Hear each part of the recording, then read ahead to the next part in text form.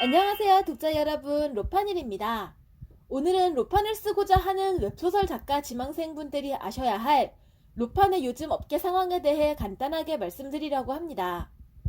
오늘날의 로판은 크게 카카오페이지, 네이버 OMB 시리즈 등의 대형 플랫폼 외에 톡소다, 리디북스 등의 소형 플랫폼에서 최소 100화 이상, 보통 150화 이상의 장편으로 편당 결제 형식으로 서비스되어 단권도 있긴 있어요. 근데 그다지 많진 않아요.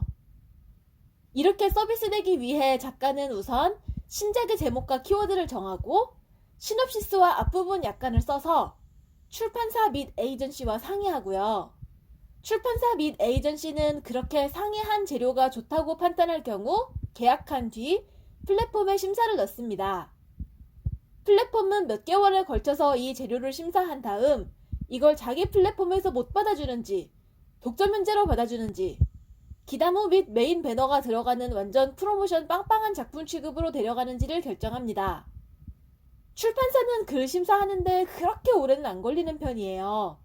그런데 이 플랫폼 심사가 한 군데서 거절당할 때까지 기다렸다 다른 데 넣게 되기 때문에 몇 번 거절당하면 반년은 슝 갈 수도 있어요. 플랫폼에서 이 소설을 우리가 런칭하겠다 라고 결정할지 말지 심사하는 동안 작가는 남은 원고를 아주 열심히 합니다. 런칭 전에 거의 끝까지 써놓으셔야 돼요. 그리고 출판사 편집자님하고 같이 원고의 앞뒤가 안 맞는 부분은 없는지, 흐름은 괜찮은지, 문제될 만한 야한 부분이나 심한 욕이나 잔인한 묘사 등이 없는지 보고 잡아냅니다. 보통 로판 작가들은 카카오페이지 기다무에 들어가길 우선적으로 원해요. 거기가 제일 수익이 크거든요. 하지만 자기 작품이 어느 플랫폼에 맞는지가 더 중요해요. 플랫폼이 작품을 봤을 때 자기 플랫폼에서 제일 잘 될 것 같은 작품에 아주 일부만 뽑아서 프로모션을 주는 거거든요. 카카오페이지는 보통 유가물, 판타지 세계 일상물 등이 강세를 보이고요. 그러니까 좀 더 여주판적인 거예요. 네이버 쪽은 더 로맨스 문법이 강한 작품이 강세를 보여요. 지금 독자분들은 누가 이 작품 잘 썼더라 라고 하면 일단 눌러보시는 게 아니에요. 하루에도 몇 개씩 엄청 공들여서 내놓은 작품이 쏟아지기 때문에 그 중에 키워드를 보고 본인의 취향에 맞겠다 싶은 것만 보세요. 그러니까 자기 작품상 제일 이 플랫폼 독자분들이 내 작품을 좋아해 주시겠다 싶은 곳에 들어가시면 베스트예요. 그렇게 플랫폼에서 편당 결제 형식으로 서비스된 다음 충분히 시간이 지나면 글을 단행본으로 묶어서 단행본을 판매하는 플랫폼에서 새로 이북으로서 런칭합니다. 대한민국 대부분의 웹소설은 단행본 되면 리디북스에 들어와요.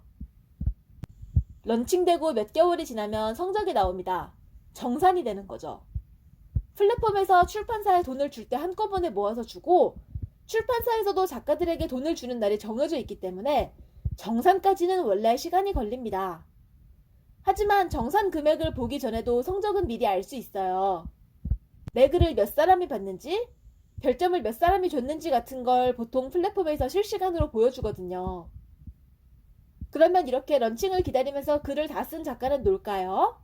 아닙니다. 차기작 준비하셔야죠.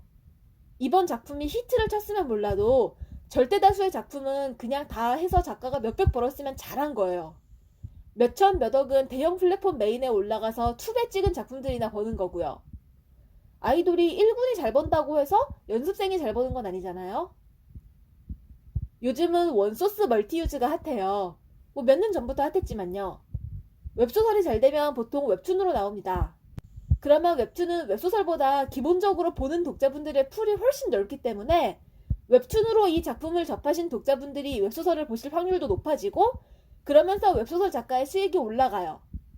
그리고 플랫폼 입장에서는 웹소설이 이미 잘 돼서 웹툰을 런칭해도 웹소 기존 독자분들이 보러 가시기 때문에 초반 버즈가 높기도 하고 이미 성공이 보증된 스토리이기 때문에 이렇게 웹소설 원작이 있는 웹툰을 런칭하고 싶어 해요. 이걸 노블 코믹스라고 하는데 굉장히 경쟁적으로 뜨고 있습니다.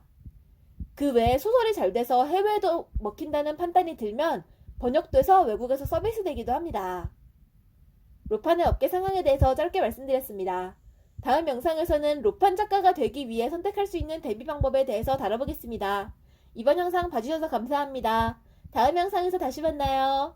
안녕.